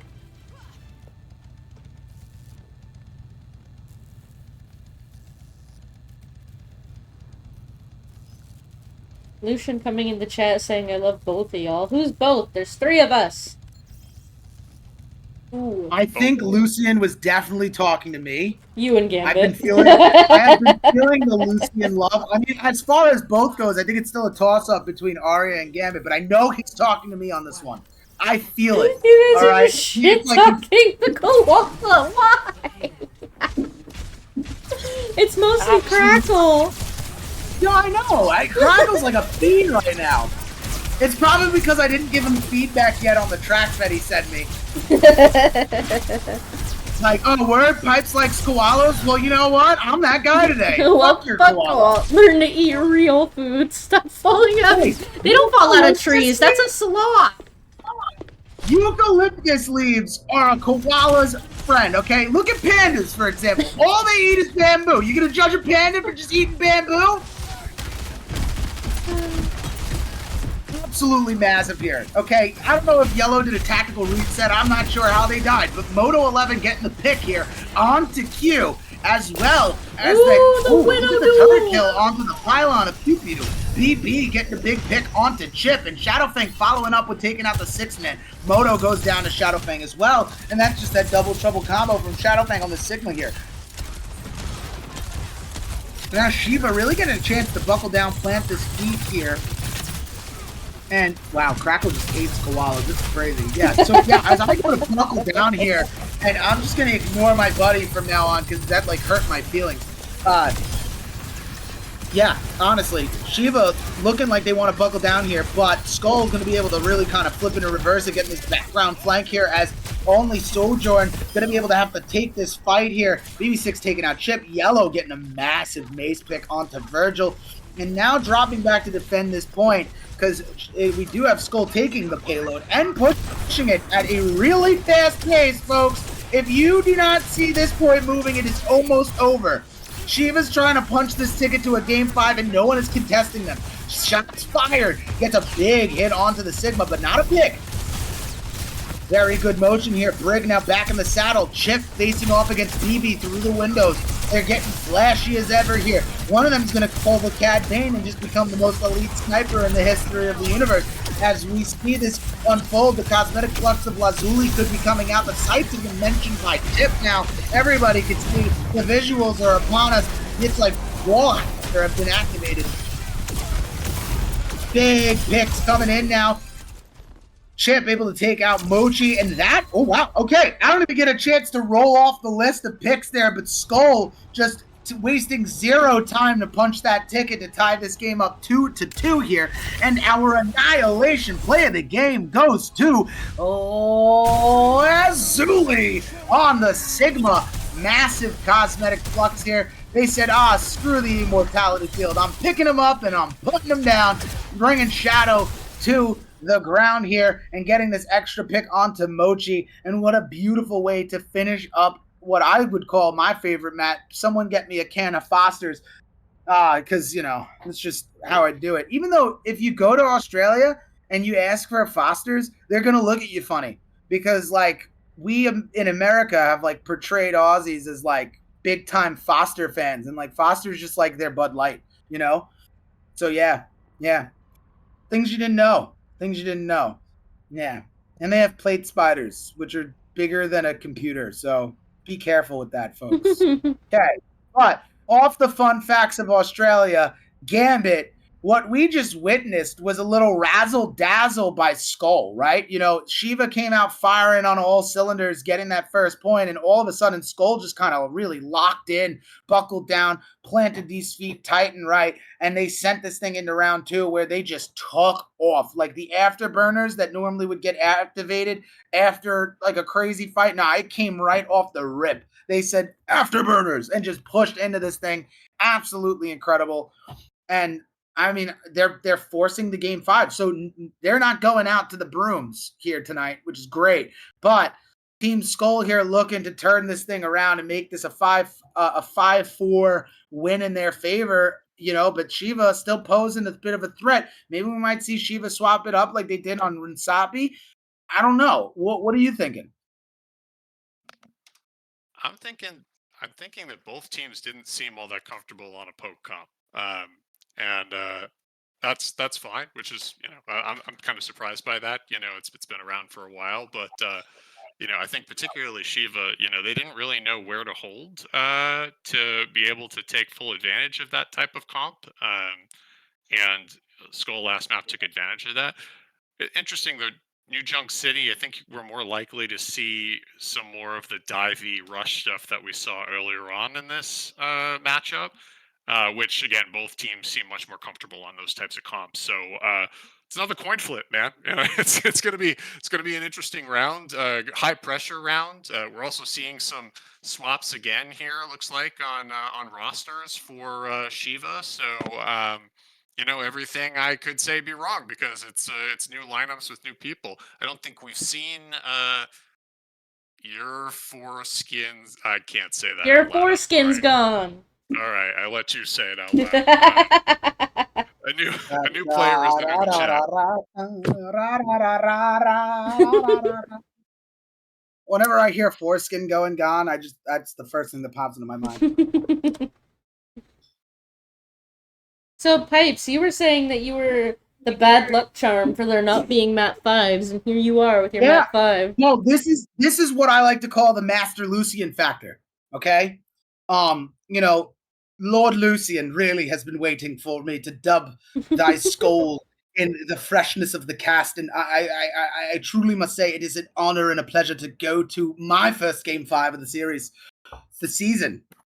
And what a better way to do it, back to back on the Aussie map. I'm slowly clapping my hands like a golfer right now. Beautiful, absolutely. Yeah. You know what? Time out. Let me reset real quick. Hold on. So, this is kind of cool. Shiva took that win on map 3 to go up 2-1 in the series, right? With the help of Bunny coming in on support as well as BB swapping to tank, right? So, just a moment ago, I did say Shiva might make some changes, right? Switch it up a little bit for this last round, and it does look like we're going to get that as well as your Foreskins debut, right? So I'm more so excited now to kind of see how this all pans out, because what would be really lit, I don't know, maybe my Aussie is just getting the best of me, but what would really be lit is if I get to see like a JQ or a Hog comboed with like a little bit of that Junkrat, yeah, out here on this New Junk City, because these teams are getting busy, right? And I think that both of these players, and I got the same icon as Bunny, so shout out to them for that. That's season 14. How do I know that? Because 14 is my favorite number, and I specifically put that one on when I'm feeling it. So yeah, but end of the day, I don't know. I think the odds kind of in favor go to Shiva here, but Skoll has been doing the impossible with their comeback, and this could be their map as well. You know, they make the best in terrible situations from what I've seen, and once they get that going, it's very hard to get them off that grind. So now, as we just wait for their fearless Brigitte to come back to the lobby here, we may just see some of the best in Map 5 history here in Week 5. Oh my God, my first Map 5. Rip. R.I.P. Yeah, I'm so excited he disconnected. That's the kind of match this is tonight. We're going to full distance, and our casters were so hyped that they disconnected from the channel. I wonder if his laptop died. Okay, no, that would actually be That really would be funny. so funny. Well, it's up to us to carry, Aria. Here we go. Oh, we got this. Are they ready? No, wait, is yellow here? Now they are ready. Oh boy, we get to primary cast and to do the camera? My Oh, we goodness, got this is this. exciting. We are top tier Annihilation casters. My body is ready. Man, I'm really excited to see what comps these guys roll out on, especially on the side of Shiva with so many roster changes this round. I'm currently trying to. Oh, he's back. Legs! For the love of liberty, my legs! Yes, indeed. Yes, indeed. My legs just gave out on me as my laptop decided to say, screw you, Pipes. You do not deserve to say what you just said about your hopes and dreams of Week 5, Map 5. And they just were like, Discord, just die. And they closed the entire app on me. Trust me, I didn't do anything. I just was sitting here talking and then goodbye. Pipes, your dream is happening. There's a Junkrat sighting. Oh, so we're in this. Oh, look at this. We're locked in. 13 seconds. Wait. Am I frozen? I'm definitely frozen. Oh, this isn't good for me, boys. Yo, the stream literally got the love of liberty my legs on it. That is ripping. So yeah, I'm currently trying to figure out when my Discord doesn't work, but don't mind me. My buddy Gambit is here to take over. Gambit, back to you. We got you, baby. Alright, so we got Brawl Comp on the side of Shiva with the Ryan, the Junkrat. Man, I'm loving that. And then we got a Punkier Comp on the side of the Skulls. Oh, Reinhardt getting shredded right now. Gotta chill for a little bit. Nothing really doing right now. They're all just kind of poking at each other. Gambit, you sound a little far away. I'm sorry. It's okay. My team. Yeah, now I can see again. This is great. Oh, honestly, that's an effective fire strike. All right, so I'm back into the swing of things. I can see, I have visuals, I got sights, okay? Soldier 76, optics on Pipes, we're rolling here. Immortality Field taken out by Bubba. Bubba then takes out BB6, and now an opportunity for Team Skoll, who does get this point capped here in Flashpoint, and this thing is ticking away. So now holding it down here, not on Junkertown, but on New Junk City, is Team Skoll here looking to seal their deal in this Map 5 victory here in Week 5 Overwatch. The gambling is up as well. I did just get that out.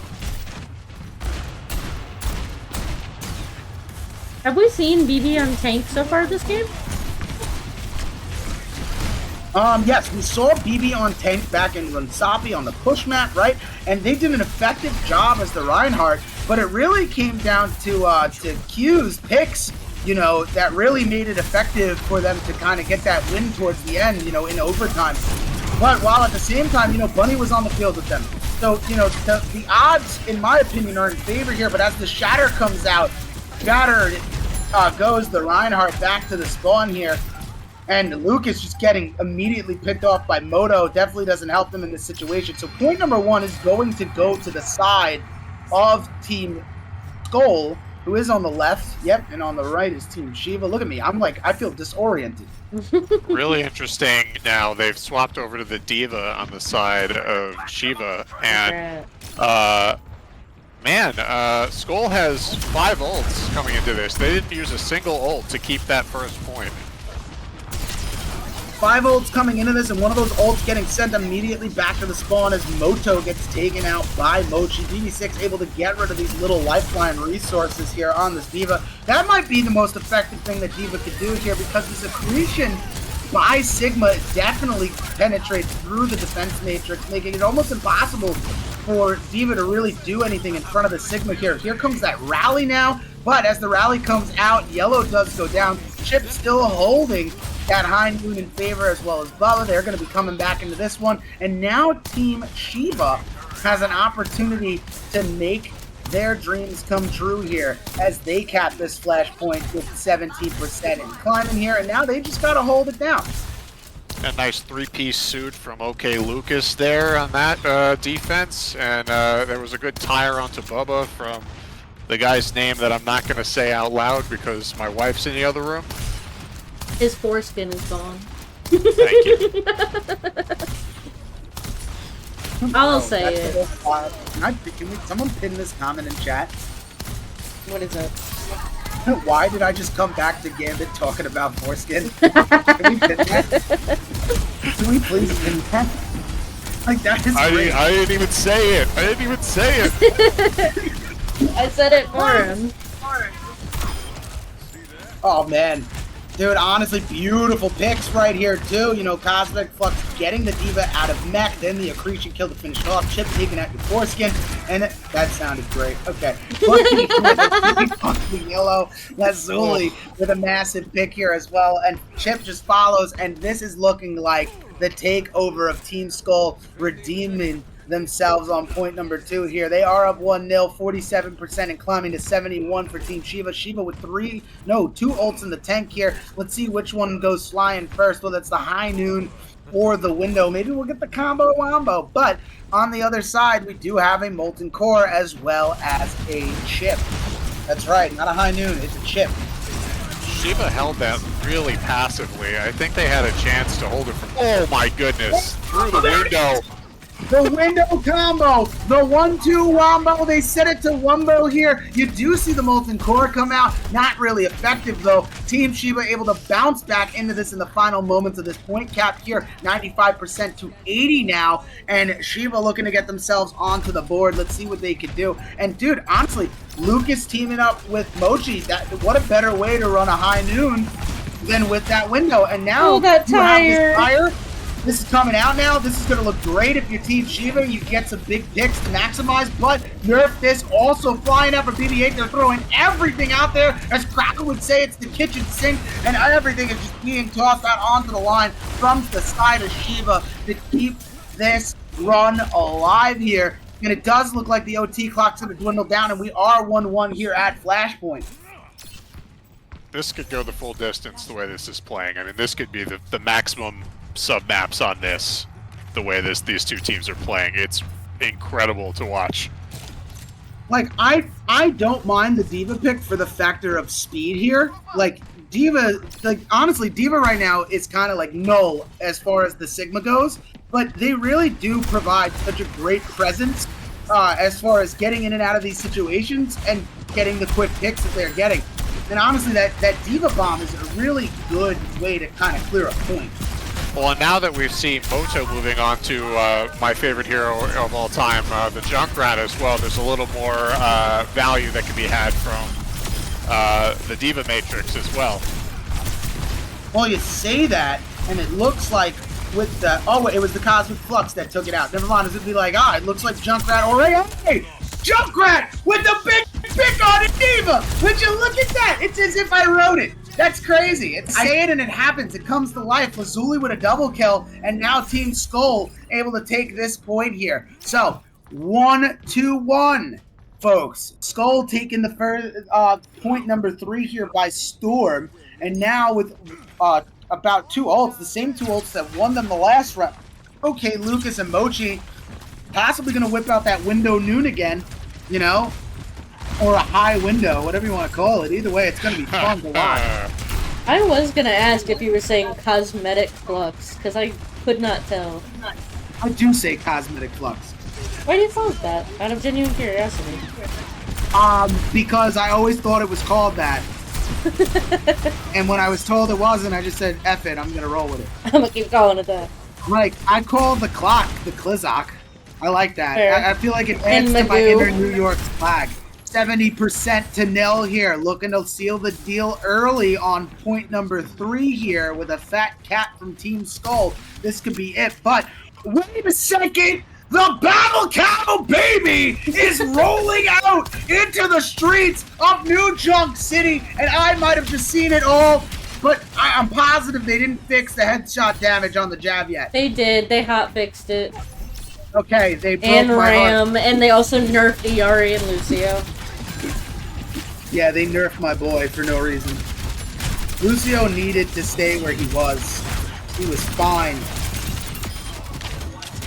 And now it's just a battle of tanks here. So it's 2-1 now for the side of Skull. I believe we are at the Ducks. Or the refinery, that's it.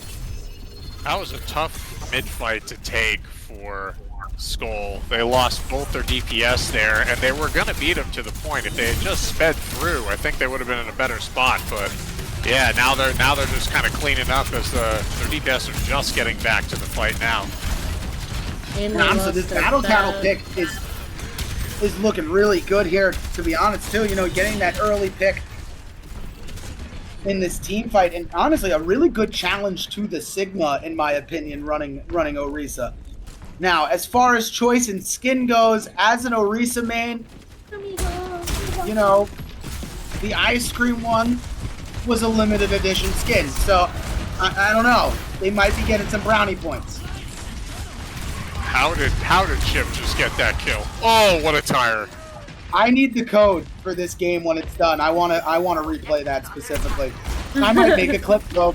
I might make a clip because I don't know how Chip just got that kill, or how they got it off.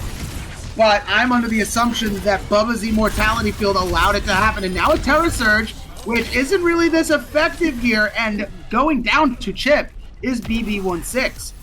So now onto the board, 74 points for Team Shiva here, as 13% and climbing now for side of Skull. It is 2-1. This could be match point here unless Shiva gets one quick pick and a nice take to get this point back in their favor to seal the deal. 2-2 going into the final round. That would be nice.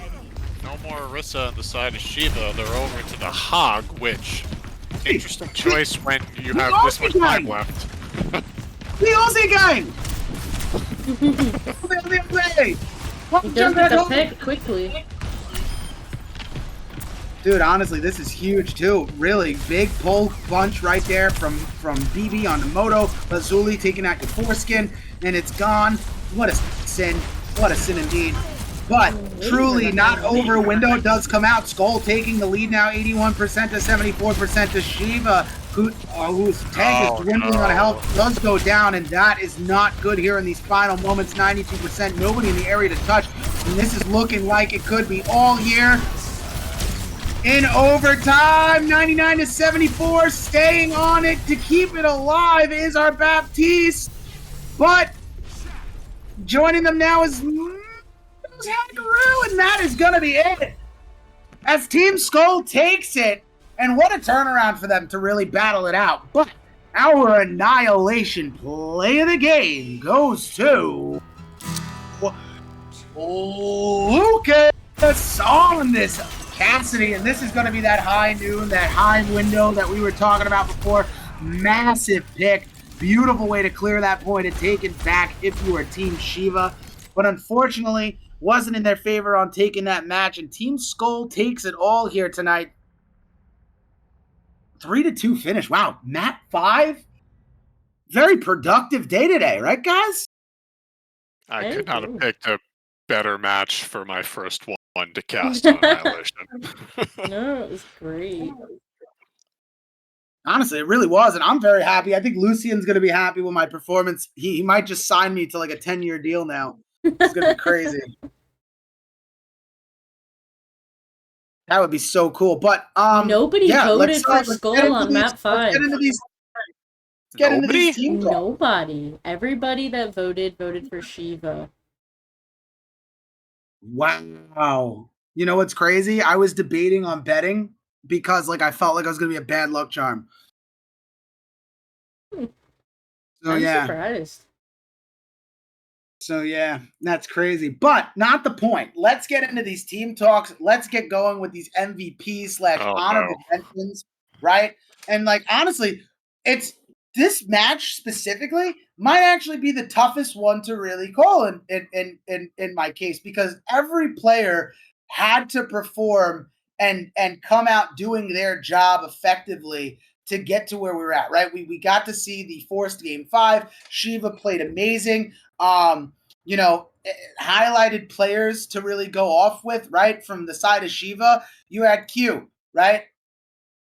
They played immaculately today, you know, and very effectively too, to that extent. Yeah, you know, Shiva didn't come up big with the win, but you know, Q in most of those fights absolutely held it down. You know, I could also give my commoderation and honorable mention over to Shadowfang, you know, who posed a really good threat with his swap ups from map 1 all the way to, well, the 3 individual maps he ran tonight, or 2. Because I think, yeah, no, he ran 3 because Rune Sabi was BB's first map. BB played all five maps, right?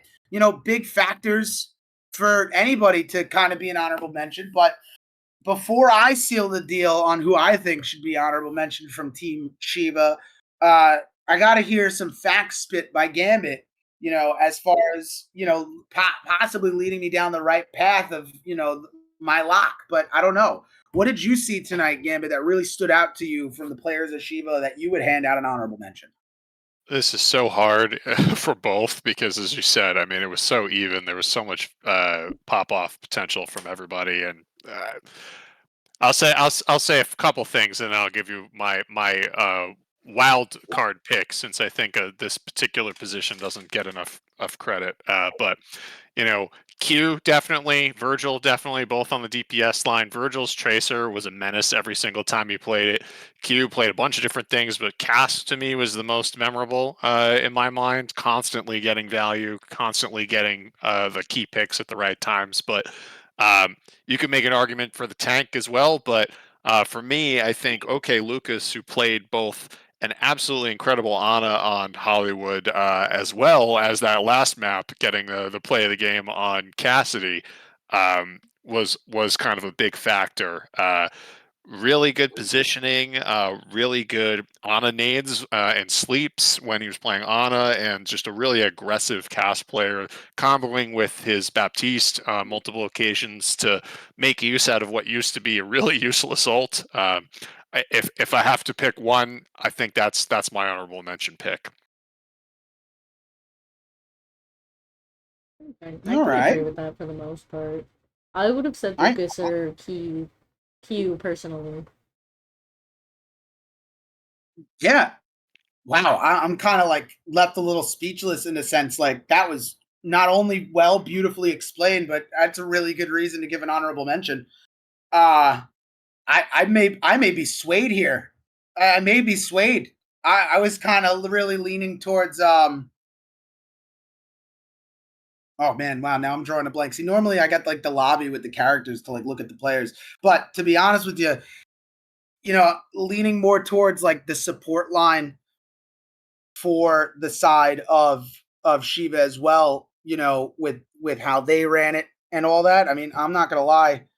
I think Gambit kind of just hit the like the pinpoint beam into my mind on that go. That was crazy. I like that pick. I do. I do. I Oh think wow. we can all come to Wow. an That like agreement. that was cool. Yeah, I'm in agreement. I'm with it like all day. Okay. I now am like kind of baffling myself because now we got to look over at the side of Skull, right? And like, you know, I'm just gonna go out there and kind of just say it. I honestly would like to give this one to Lazuli, just all out tonight. Honestly, every tank they played was played very well for their team. right? You know, even though map 1 didn't go in their favor, like their Ramatra set the tone. It had a presence. You know, the Sigma on map 5, like throughout each one of these maps, not once did Lazuli let me down, right? Even the JQ, it was a little awky to see that against the Rhine, but the JQ was effective, getting massive picks, you know, and honestly, tanks are meant to create that space, keep that space, and protect their team all in doing so, and all 3 of those boxes get checked off for me. Yeah, hard to argue that, honestly. I mean, you could say, I mean, both Moto and Chip had some pop off moments on the Tracer, on the Reaper, on the Bastion. You know, there was a lot, but I think, you know, if we're trending towards what I like to do, which is the less recognized roles often, you know, Lazuli definitely had some really key moments, set the tone. Hard to argue against that one. I think I'll +1 what you just said. Thank you. Thank you. Yeah, I mean, you know, we could honestly go about talking about the team and what they did tonight in general, player wise. You know, because at the end of the day, it was all 5 of them, right? You only had Yellow, Bubba, right, along with. Oh, see, this is bad. I casted all these names and now I'm forgetting who was playing what.